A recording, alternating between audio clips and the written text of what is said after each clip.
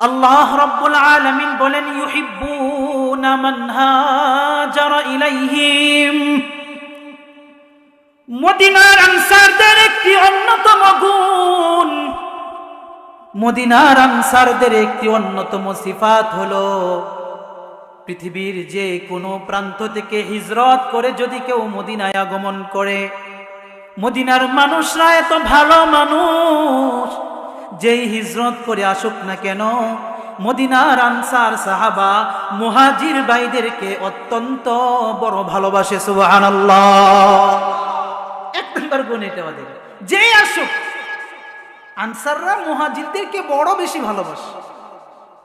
দুই নাম্বার, ওয়ালা ইয়াজিদুনা ফি সুদুরিহিম হাজাতাম মিম্মা উতু। আল্লাহ রাব্বুল আলামিন মদিনার আনসারদের দুই নাম্বার সিফাত, দুই নাম্বার গুণ বর্ণনা করেন। মুহাম্মাদুর রাসূলুল্লাহ সাল্লাল্লাহু আলাইহি ওয়াসাল্লাম মক্কার মুহাজিরদেরকে যদি যুদ্ধের কোনো সম্পদ থেকে, মাল গানিমত, এই থেকে সবটুকু সম্পদই যদি মক্কার মুহাজিরদেরকে দিয়ে দেয় অথবা তার অধিকাংশটুকু দিয়ে দেয়, লা ইয়াজিদুনা ফি সুদুরিহিম হাজাতাম মিম্মা উতু। মদিনার আনসার মানুষরা এত ভালো মানুষ, এই জন্য তারা কখনো কষ্ট পায় না। মদিনার আনসাররা কথা বলে না, ও নবী আপনি কেন মুহাজিরদেরকে বেশি সম্পদ দিলেন, সব দিয়ে দিলেন, আপনি আমাদেরকে কেন দিলেন না, এই কথা তারা কখনো বলে না। আল্লাহু আকবার বলেন। তিন নাম্বার, ওয়ায়ুথিরুনা আলা আনফুসিহিম ওয়ালাউ কানা বিহিম খাসাসা। মদিনার আনসাররা এত ভালো যে নিজেরা কষ্ট করে, কিন্তু মুহাজিরদেরকে কোনো অবস্থায় কষ্ট করুক অথবা কষ্টে থাকুক এটা তারা কখনো চায় না। আওয়াজ করে আল্লাহু আকবার বলা যাবে না? তারা সবার আগে তার আপন ভাইকে প্রাধান্য দেয়, মুসলিম ভাইকে তারা প্রাধান্য দেয়। আমার যে আয়াত, আমার যে বিষয়টা, তিন নাম্বার বিষয়, যে আমি আমার আগে আমার মুসলিম ভাইকে প্রাধান্য দিব, সহযোগিতা করব। কিভাবে তারা সহযোগিতা করে, কিভাবে তারা কষ্ট করে, দুইটা উদাহরণ বুঝি আমরা তাহলে। আলহামদুলিল্লাহ, হিফজুল উলুম মাদ্রাসা ও এতিমখানা এর উদ্যোগে 50তম বার্ষিক ইসলামী মহাসম্মেলনের সম্মানিত সদর সভাপতি, সম্মুখপানে সমবেত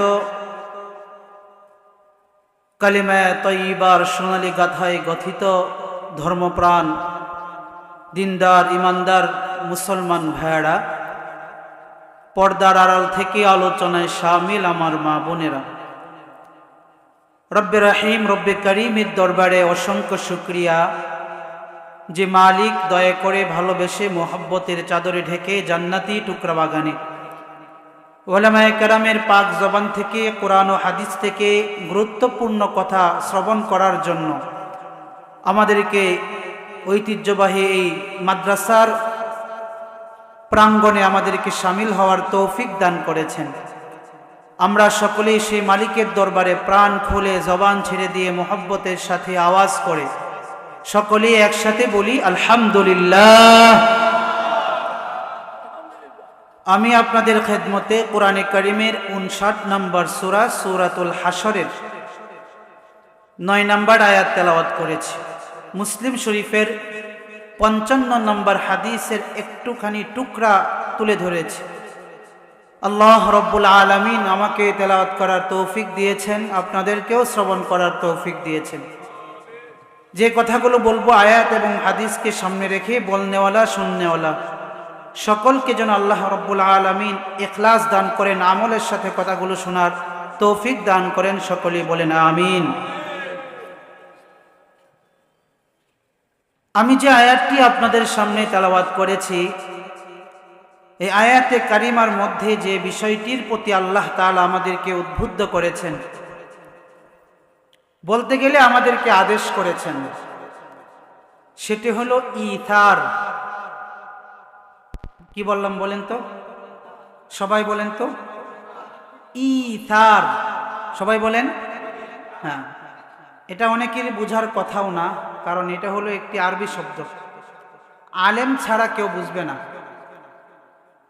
আরবি অনেকগুলো ডিকশনারি আছে, তার মধ্যে অন্যতম একটি ডিকশনারি হলো মুআজামুল ওয়াসিত। মুআজামুল ওয়াসিতে এই আরবি শব্দের অর্থ করা হয়েছে তাফদীলুল মারই আলা নাফসি। ইথার বলা হয় যে অন্যকে নিজের উপরে প্রাধান্য দেওয়া, আমি আমার উপরে আরেকজনকে আগে বাড়িয়ে দেওয়া, কল্যাণকর কাজে আমি আরেকজন মুসলিম ভাইকে সহযোগিতা করে সত্যের পথ, সঠিক পথ, কল্যাণকামিতার পথে তাকে অগ্রসর করে দেওয়া, এটাকে বলা হয় ইসার। অর্থাৎ আমি আমার উপরে আমি আরেকজন মুসলিম ভাইকে কল্যাণকর কাজে প্রাধান্য দিব।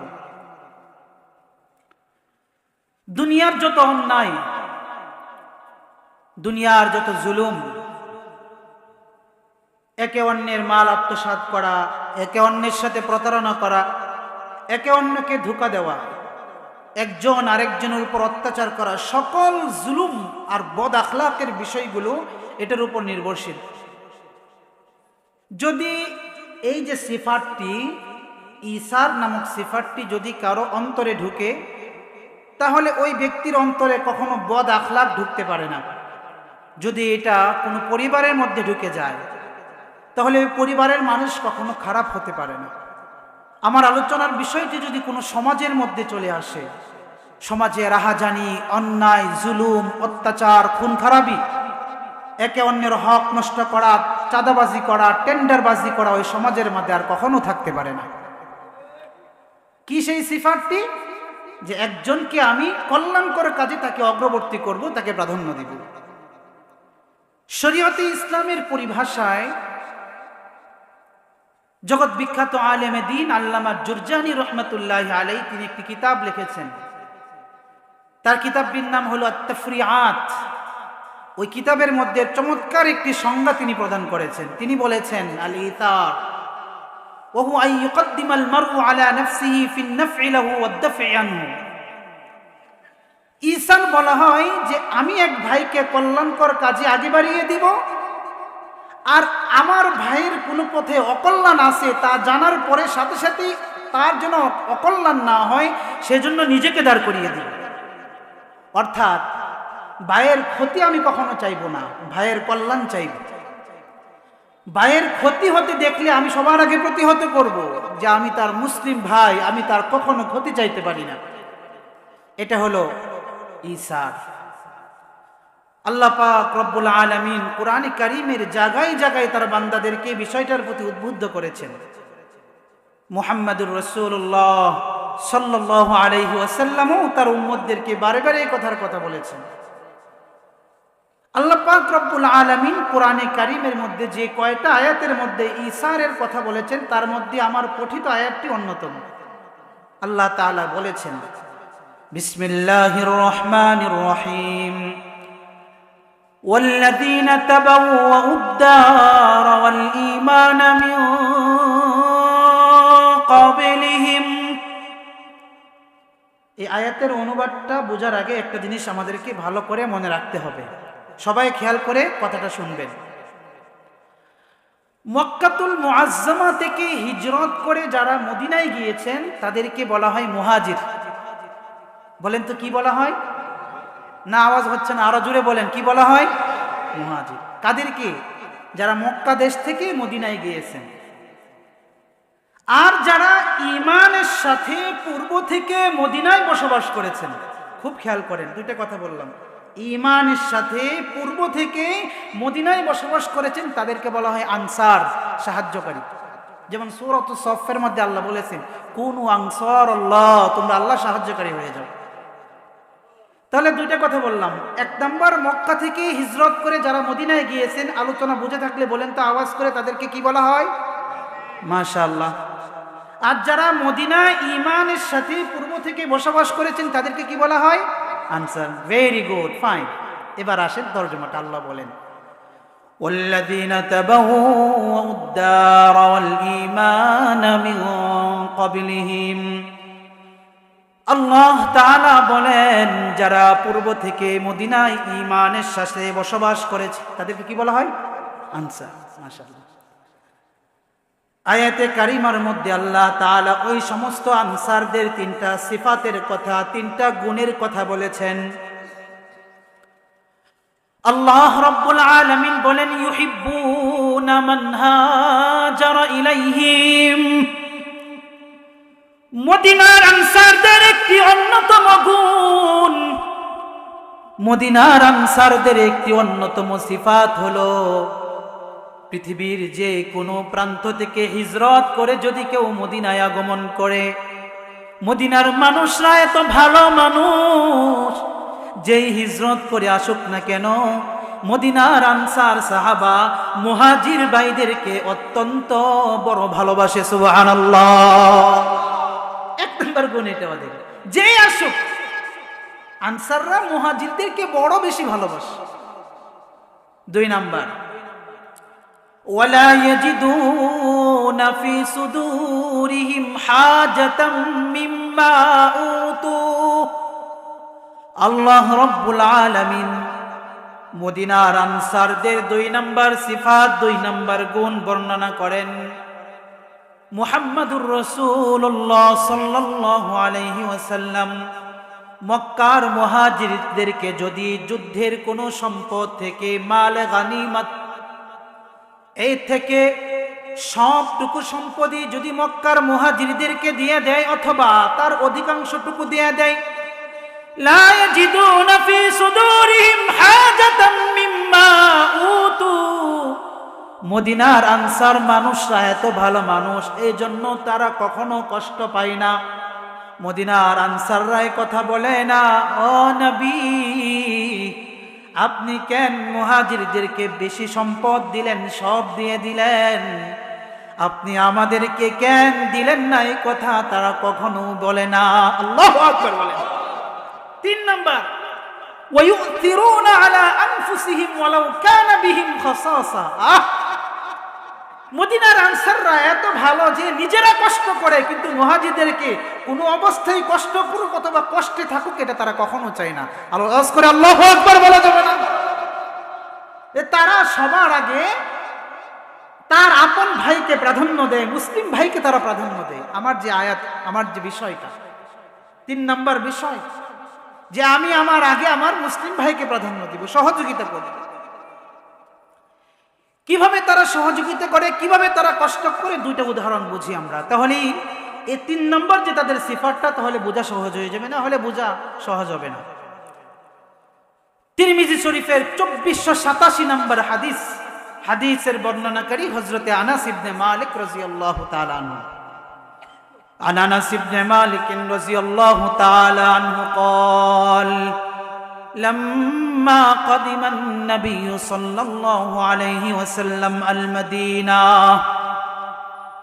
নবীজি যখন মক্কা ছেড়ে মদিনায় হিজরত করে আসলেন, আতাহুল মুহাজিরুন, মদিনার মধ্যে অবস্থানরত মক্কা থেকে যারা হিজরত করে আসছে সব মুহাজিররা আল্লাহর রাসূল সাল্লাল্লাহু আলাইহি ওয়াসাল্লামের কাছে আসলো। ক্বালু ইয়া রাসূলুল্লাহ, এসে বলে, হে আল্লাহর রাসূল, কি ব্যাপার, তোমরা কেন এসেছো, কি জন্য এসেছো? মুহাজির, মক্কার মুহাজিররা বলে, ইয়া রাসূলুল্লাহ মা রাআইনা কওমান আবদালা মিন কাসীরিন ওয়ালা আহসানা মুসাওয়াতাম মিন কলিল মিন কওমিন নাযালনা বাইনা যুরিহিম। ওগো নবীজি, আপনি আমাদেরকে মক্কা থেকে হিজরত করে এমন একটা জায়গায় নিয়ে আসছেন, আপনি আমাদেরকে এমন একটি জনপদে অর্থাৎ মদিনা নামক জায়গায় আমাদেরকে এমন হিজরত করলে বললেন, ও নবীজি খোদার কসম কে বলে এত বছর সময় আমরা পার করলাম, হায়াতের একটা লম্বা সময় পার করে দিলাম, ও নবী গো, মদিনার আনসার মানুষদের মতো এত ভালো মানুষ আমরা আমাদের দু চোখ দিয়ার কখনো দেখি নাই। সুবহানাল্লাহ। মদিনার মানুষগুলো এত ভালো, কখনো এত ভালো মানুষ দেখিনি আমরা। কেন, কি হয়েছে? ইয়া রাসূলুল্লাহ, লাকাদ কাফাউনাল মু'না, ও নবী গো, আমরা মক্কা থেকে মদিনায় আগমন করলাম, আমরা আমাদের স্ত্রীদেরকে রেখে মদিনায় আগমন করলাম, আমরা আমাদের সন্তানগুলো ছেড়ে দিয়ে মদিনায় আগমন করলাম, আমরা আমাদের জমি ভিটা বাটি সব কিছু বর্জন করে দিয়ে মদিনায় আগমন করলাম। ও নবী, আমাদের মন ভারাক্রান্ত, আমাদের মনগুলো ব্যথিত, সন্তানের জন্য কাঁদে মন, স্ত্রীর জন্য মন কাঁদে, সম্পদের জন্য মন কাঁদে। ও নবী, কিন্তু মদিনার মানুষগুলো এত ভালো মানুষ যে আমাদের মনের মধ্যে জমে থাকা দুঃখ কষ্টগুলো, আমাদের মনের ভারাক্রান্ত হৃদয়টা, আমাদের মনের সকল ব্যথা যন্ত্রণা দূর করার জন্য মদিনার এক একটা আনসারী আমাদের জন্য যথেষ্ট। সুবহানাল্লাহ, আরে এত ভালো মানুষ। শুধু কি তাই, ওয়াকাদ আশরাকুনা ফিল মাহনা, নবী গো, শুধু তাই নয়, আমরা রিক্ত হস্তে খালি হাতে আমরা মদিনায় আগমন করেছি। মদিনার আনসার মানুষগুলো এরা এত ভালো যে তারা তাদের সম্পদের মধ্যেও আমাদেরকে অংশীদার করে নিয়েছে। সুবহানাল্লাহ, এই যে অংশটুকু তারা তাদের সম্পদের মধ্যে আমাদেরকে অংশীদার করে নিয়েছে, এই অংশটুকুর ব্যাখ্যায় জগৎ বিখ্যাত আলেমে দ্বীন আল্লামা আব্দুর রহমান ইবনে আব্দুর রহিম আল মুবারকপুরী রাহমাতুল্লাহ আলাইহি তার জগৎ বিখ্যাত তিরমিজি শরীফের ব্যাখ্যা গ্রন্থ তুহফাতুল আহওয়াজিতে তিনি লেখেন, এই অংশটুকুর ব্যাখ্যায় তিনি বলেন, সাহাবারা কত ভালো মানুষ ছিলেন মদিনার সাহাবারা। মুবারকপুরী রাহমাতুল্লাহ আলাইহি বলেন যে মদিনার অনেক সাহাবাদের বড় বড় খেজুর বাগান ছিল, তারা সারাটি বছর খেজুর বাগানের পরিচর্যা করত, দেখভাল করত। বছরের একটি সময়ে যখন খেজুর পাড়ার সময় হইতো, সকল খেজুরগুলোকে তারা পেরে একটা স্তূপ করত, এক জায়গায় রাখতো। তারা ঠিক বরাবর অর্ধেক খেজুরগুলোকে আলাদা করত, নিজে অর্ধেক খেজুর রাখতো, আর অর্ধেক খেজুরটা মক্কার মুহাজির ভাইদের জন্য তারা হাদিয়া হিসেবে দিয়ে দিত। এত ভালো মানুষ ছিল মদিনার মানুষ। এজন্য তো মদিনায় যাওয়ার জন্য মানুষের মন পাগল, ঠিক না ঠিক বলেন তো? মদিনায় যাওয়ার জন্য সবাই পাগল। এই জন্য অনেক বড় কবিরাও গজল গাইছে, কবিতা গাইছে। মদিনার মানুষগুলো এত ভালো, মাটি যেমন ভালো মদিনার মানুষগুলো তেমন ভালো। তো বলতেছে যে আমরা তাদেরকে মক্কার মুহাজিররা বলে, মদিনার মানুষগুলো এত ভালো যে তারা তাদের সম্পদের মাধ্যমে আমাদেরকে তারা শামিল করে নিয়েছে। এক নম্বর উদাহরণ। দুই নম্বর উদাহরণ, বুখারী শরীফের 2448 নম্বর হাদিস, হাদিসের বর্ণনাকারী হযরত আনাস ইবনে মালিক রাদিয়াল্লাহু তাআলা আনহু, তিনি বলেন, আনাস ইবনে মালিক রাদিয়াল্লাহু তাআলা আনহু قال لما قدم عبد الرحمن بن عوف المدينة, হযরত আব্দুর রহমান ইবনে আউফ যখন মদিনায় আগমন করলেন, আখা রাসূলুল্লাহ সাল্লাল্লাহু আলাইহি ওয়াসাল্লাম বাইনাহু ওয়া বাইনা সাদ ইবনে রবি', নবীজি হযরত আব্দুর রহমান ইবনে আউফকে মদিনার আনসার সাহাবী হযরত সাদ ইবনে রবি'আর ভাই বানায় দিলেন। সুবহানাল্লাহ। রাসূল সাল্লাল্লাহু আলাইহি ওয়াসাল্লাম সাদ ইবনে রবি'কে বলে, সাদ আসো না, শুনো তো কি ব্যাপার রাসূলুল্লাহ, এই যে আব্দুর রহমান ইবনে আউফ, আজকে থেকে তুমি তার সাথে ভ্রাতৃত্বের বন্ধনে আবদ্ধ হয়ে গেলা, আজ থেকে সে তোমার ভাই, তুমি তার দেখভাল করবা, তুমি তাকে কি দিবা না দিবা এটা তুমি জানো, তুমি তার ভাই হয়ে গেলে আজকে থেকে। আল্লাহু আকবার বলে। এই কথা শোনার পরে হযরত সাদ ইবনে রবি রাদিয়াল্লাহু তাআলা আনহু দৌড় দিয়ে বাড়ির দিকে গেলেন। বাড়ির দিকে উনি ছুটে গেলেন। ফারাদু আলাইহি আইনাসিফাহু আহলাহু ওয়া মালুহু, হযরত সাদ ইবনে রবি রাদিয়াল্লাহু তাআলা আনহু বাড়িতে দৌড় দিয়া তিনি বাড়িতে তার যত সম্পদগুলো ছিল, অর্থ ছিল, সবগুলোকে তিনি এক জায়গায় করলেন। এক জায়গায় করে এটাকে দুই ভাগ করলেন। দুই ভাগ করে আল্লাহর রাসূল সাল্লাল্লাহু আলাইহি ওয়াসাল্লামের কাছে আসলেন। এসে বলেন, ইয়া রাসূলুল্লাহ, আপনি তো আব্দুর রহমান ইবনে আউফকে আমার ভাই বানিয়ে দিলেন, আমরা দুইজন পরস্পর মুমিন ভাই। ইন্নামাল মুমিনুনা ইখওয়াতুন ফাসলিহু বাইনা আখাওয়াইকুম, আল্লাহ তো কোরআনের মধ্যে বলেছে, সূরা হুজুরাতের 10 নম্বর আয়াতে আল্লাহ তো বলে দিয়েছেন, মুসলমান পরস্পর ভ্রাতৃত্বের বন্ধনে আবদ্ধ, রক্তের বন্ধনের দরকার নাই, ঈমানি বন্ধনের প্রয়োজন। কথা বলেন ঠিক না ঠিক? ঈমানি বন্ধন দরকার, রক্তের বন্ধনে বেঁধে থাকতে পারে, ভাই ভাইকে খুন করতে পারে। ইমানের বন্ধন সবার রাখা দরকার। কারণ যেখানেই কোনো মুসলমানের উপর আক্রমণ হবে, মুমিনের উপর আক্রমণ হবে, সারা বিশ্বের মুসলিম এক হয়ে অপর ভাইকে সহযোগিতা করার জন্য দাঁড়িয়ে যাবে, ঠিক না বেটি? ইমানি বন্ধন সবার রাখা দরকার, ইমানি বন্ধন। হযরতে সাদ ইবনে রবি রাদিয়াল্লাহু তাআলা আনহু ডাক দিয়ে বলে, নবী গো, আপনি আমাকে তার ভাই করে দিলেন, জান জান জান, আমার যত সম্পদ আছে ভাই হিসাবে, আমার সম্পদের অর্ধেক ভাইকে হাদে হিসাবে দিয়ে দিলাম। শুধু কি তাই? বলে, ইয়া রাসূলুল্লাহ, জামিউল বয়ানের মধ্যে আসছে এই কথাটা, মনে হয় 2552 নম্বর হাদিস। উনি আসছে হযরতে সাদ ইবনে রবি রাদিয়াল্লাহু তাআলা আনহু, তিনি রাসূলকে বলতেছেন, ইয়া রাসূলুল্লাহ, আমার দুইজন স্ত্রী আছে, এই দুজন স্ত্রীর মধ্যে সবচেয়ে সুন্দর যে স্ত্রীটা, এটাকে আমি তালাক দিয়ে দিলাম। কেন তালাক দিলাম? ওই যে আমার ভাইয়ের জন্য দরকার, আমি ভালোটাকে ভাইয়ের জন্য দিয়ে দিলাম, খারাপটাকে আমি রেখে দিলাম। আল্লাহু আকবার বলেন। ভাই, এটা বুঝার বিষয় না, প্রেমের খেলা এটা, সবাই বুঝবে না এগুলো। সাদ ইবনে রবি কত বড় সাহাবী একজন, আল্লাহু আকবার। জগৎ বিখ্যাত আলেমে দ্বীন আল্লামা আবুল ফজল শিহাবুদ্দিন আহমদ ইবনে আলী ইবনে মুহাম্মদ ইবনে আলী ইবনে হাজার আসকালানী রাহিমাহুল্লাহ, ওনার জগৎ বিখ্যাত কিতাব আল ইসাবাহ ফি তামিয়িজ সাহাবার মধ্যে একটি ঘটনা আনেন, হাদিস বর্ণনা করেন। হযরতে যায়েদ ইবনে সাবিত রাদিয়াল্লাহু তাআলা আনহু সূত্রে, হযরত চলে আসছেন, আমি হাদিসটা বলে শেষ করে দিব।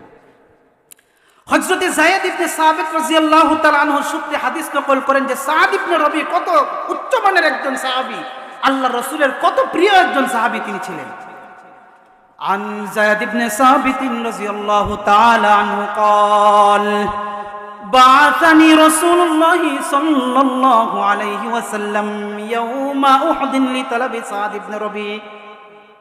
উহুদ যুদ্ধের দিন যখন উহুদ যুদ্ধ শেষ হয়ে গেল, হযরতে যায়েদ ইবনে সাবিত রাদিয়াল্লাহু তাআলা আনহু বলেন, আল্লাহর নবী আমাকে উহুদ প্রান্তরে পাঠাইলেন। আল্লাহর নবী আমাকে ডাক দিলেন, বলেন, যায়েদ তুমি কোথায়? আমি বললাম, ইয়া রাসূলুল্লাহ, লাব্বাইক, আমি হাজির। বলে, কি জন্য ডাকছেন? হে যায়েদ, উহুদের ময়দানে আমার একজন পাগল আছে, পাগল, যে পাগলটা আমাকে অনেক বেশি ভালোবাসে, আমি ওকে বেশি ভালোবাসি, তার নাম হলো সাদ ইবনে রবি। কি ব্যাপার, কি জন্য নবীজি? বলে, যাও, ইন রাআইতাহু ফাকরিহু মিন্নি আসসালাম। যায়েদ, যাও না উহুদের প্রান্তরে, যায় দেখো আমার সাদ কোথায় আছে, সাদকে যদি পাও তাহলে আমি নবীর পক্ষ থেকে সাদকে সালাম জানাও। আল্লাহু আকবার বলেন। আমরা নবীজিকে সালাম দেওয়ার জন্য লক্ষ লক্ষ টাকা খরচ করে মদিনায় যাই, আর নবী সাদের জন্য সালাম পাঠায় উহুদের প্রান্তরে। আর কি, ফায়াকুলু লাক, তুমি তাকে বলবা, ইয়া সাদ কাইফা তাজিদুল কা, হে সাদ তোমার এখন কেমন লাগছে? দুইটা ফরমান। হযরতে সাদ যায়েদ ইবনে সাবিত রাদিয়াল্লাহু তাআলা আনহু, আল্লাহর রাসূলের পক্ষ থেকে দুইটা ফরমান, একটা সালামের ফরমান আর একটা হলো তুমি কেমন আছো, এই দুইটা ফরমান নিয়ে দৌড় দিয়ে তিনি উহুদের প্রান্তরে চলে যান। হযরতে যায়েদ ইবনে সাবিত বলে, ফাজালতু আতুফু বাইনাল কতলা, আমি উহুদের প্রান্তরটা একবার এদিক ছুটে বেড়াই আর একবার ওদিক ছুটে বেড়াই, একবার লাশের মাঝে সাদকে খুঁজি আর একবার আমি যারা আহত তাদের সারিতে সাদকে খুঁজি। যায়েদ ইবনে সাবিত বলে, আমি সাদকে কোথাও খুঁজে পাই না, খুঁজতে খুঁজতে খুঁজতে খুঁজতে ফাসাবতুহু ওয়া হুয়া ফি আখিরি রামকিন, সাদকে খুঁজতে থাকি, খুঁজতে খুঁজতে উহুদের শেষ প্রান্তে যায় দেখি আল্লাহর নবীর প্রিয় সাহাবী সাদ ইবনে রবি ওয়া বি 70 দরবাতান, 70টা তরবারি আর তীরের আঘাত নিয়ে মাটির মধ্যে ছটফট করতেছে। আল্লাহু আকবার। 70টা তীরের আঘাত, তরবারির আঘাত, এগুলো খেয়ে শরীর দিয়ে ফিনকি দিয়ে রক্ত পড়তেছে, তার রক্ত দিয়ে জমিন রঞ্জিত হয়ে গেছে, বেহুশের মতো তিনি পড়ে আছেন। আল্লাহু আকবার বলবেন না। হযরতে যায়েদ ইবনে সাবিত কাছে যায় বলে, তুমি কে সাদ? বলে, হ্যাঁ আমি সাদ। কয়, ইন্না রাসূলুল্লাহি সাল্লাল্লাহু আলাইহি ওয়াসাল্লাম তাকরাউ আলাইকা সালাম, যে রাসূলুল্লাহ সাল্লাল্লাহু আলাইহি ওয়াসাল্লাম তোমাকে সালাম জানিয়েছে। দেখেন 70টা আঘাত পায়, তার মানুষের মানসিক মেন্টালিটি অবস্থা কি ভালো থাকার কথা? যার শরীর দিয়ে ফিনকি দিয়ে রক্ত পড়তেছে। সাদ ইবনে রবি কেমন যেন যেই শুনছেন রাসূল তাকে সালাম জানাইছেন, কথা শোনার সাথে সাথেই মনে হইল সাদের বুকে আবার তার পরাণ পাখিটা ফিরে আসছে। হযরতে সাদ ইবনে রবি তিনি একটু চৈতন্য হয়ে চোখটা খুলে বলতেছেন, ইয়া যায়েদ ইবনে সাবিত, তুমি আল্লাহর রাসূলের পক্ষ থেকে আমার জন্য সালাম নিয়ে আসছো, ঠিক আছে। ওয়া আলাইকা ওয়া রাসূলিল্লাহি সাল্লাল্লাহু আলাইহি ওয়াসাল্লাম আসসালাম, রাসূলের প্রতিও সালাম, তোমার প্রতিও সালাম। যায়েদ ইবনে সাবিত বলে, শুধু এটাই নয়, আরেকটা সংবাদ জানার জন্য আল্লাহ রাসূল আমাকে পাঠিয়েছেন। বলে কি সংবাদ? বলে যে না, আমার বলার সাহস হচ্ছে না, আপনার শারীরিক যে কন্ডিশন অবস্থা বলতে ভয় হয়। হযরতে সাদ ইবনে রবি বলে, যায়েদ সমস্যা নাই, তুমি আমাকে বলতে পারো। হযরতে যায়েদ ইবনে সাবিত বলে, ঠিক আছে, নবীজি আপনার কাছে জানতে চাইছেন আপনি এই মুহূর্তে কি অবস্থায় আছেন, আপনার কেমন লাগছে। হযরতে যায়েদ ইবনে সাবিত চিৎকার দিয়ে বলে, হে হযরতে সাদ ইবনে রবি চিৎকার দিয়ে বলে, হে যায়েদ ইবনে সাবিত, ইন্নী আজিদু রিহাল জান্নাহ, হে যায়েদ আমি এই মুহূর্তে আল্লাহর দামি জান্নাত জান্নাতুল ফেরদাউসের সুঘ্রাণ পাচ্ছি। আল্লাহু আকবার। জান্নাতুল ফেরদাউসের সুঘ্রাণ পাচ্ছি, যা বলো এটা। এমন একজন পাগল পারা সাহাবী ছিলেন হযরতে সাদ ইবনে রবি রাদিয়াল্লাহু তাআলা আনহু। তিনি তার ভাইকে প্রাধান্য দিয়েছেন যে আমার ভাই কষ্টে আছে, আব্দুর রহমান ইবনে আউফ কষ্টে আছে। তিনি কি করলেন? তার সব কিছুকে বিসর্জন দিয়ে ভাইকে হককে আগে প্রাধান্য দিলেন। এজন্য মুসলিম ভাইরা আমার, সমাজের মধ্যে যত অন্যায়, জুলুম, অত্যাচার, নিপীড়ন, জুলুম আমাদের উপর হচ্ছে, একমাত্র কারণ আমরা একে অপরকে প্রাধান্য দিতে চাই না। নিজেকেই বড় মনে করি, নিজেকেই অহংকারে চাদরে আবৃত করে রাখি। মনে মনে ভাবি মাই তো কিছু হয়ে গয়া, আমি তো কিছু হয়ে গেছি। আর যে যত বড় আলেম তাকে 1 টাকারও 1 পয়সারও দাম দিতে চাই না আমরা, ঠিক না বেঠিক? এই জন্য ভাইয়েরা আমার, সবার আগে আলেমদেরকে প্রাধান্য দেব, ঠিক না বেঠিক? ঠিক তো? আলেমদের সাথে থাকবো তো ইনশাআল্লাহ, আলেমদের সাথে থাকবো, আলেমদেরকে প্রাধান্য দিব, আলেমদের সাথে থাকবো। এবং পরবর্তীতে আমার মুসলিম ভাই হিসাবে যে কোনো কল্যাণে মুসলিম ভাইয়ের সহযোগিতা আমি এগিয়ে আসবো। কারণ মুসলিম শরীফের 55 নম্বর হাদিসের মধ্যে আসছে, হযরতে তামিম আদ-দারি রাদিয়াল্লাহু তাআলা আনহু বলেন, নবী সাল্লাল্লাহু আলাইহি ওয়াসাল্লাম বলেছেন, আদ-দীনু আন-নাসিহা, দিন হলো কল্যাণকামিতার নাম। শুধু সাজদা দিলেই হবে না, মুসলিম ভাইকে সমস্ত কল্যাণ কাজে, ভালো কাজের মধ্যে তাকে সহযোগিতা করবে। তাহলে আমিও সফলকাম হব, আমার মুসলিম ভাইও সফলকাম হবে, দুনিয়াতেও সফলকাম হব, আখিরাতেও সফলকাম হব। এই উদারত আহ্বান আপনাদের সামনে রেখে আমি আমার সংক্ষিপ্ত সময়ে আলোচনা এখানেই শেষ করছি। যে কথাগুলো বললাম, আল্লাহ রাব্বুল আলামিন যেন আমাকে এই কথাগুলোর উপর আমল করার তৌফিক দান করেন, আপনাদেরকে আমল করার তৌফিক দান করেন। সকলকে এক এবং নেক হয়ে মুমিন ইসলামের ভ্রাতৃত্বের বন্ধনে আবদ্ধ থেকে মৃত্যু পর্যন্ত যেন আল্লাহ তাআলা আমাদেরকে কবুল করেন। আমিন। হাদা মা ইনদি ওয়াস-সাওয়াবু মিন ইনদিল্লাহ ওয়া আখিরু দাওয়ানা আনিল হামদুলিল্লাহি রাব্বিল আলামিন। আসসালামু আলাইকুম ওয়া রাহমাতুল্লাহ। সম্মানিত উপস্থিতি, অত্যন্ত গুরুত্বপূর্ণ আলোচনা করছিলেন হযরতের একটা গুরুত্বপূর্ণ কথা ভালো লেগেছে।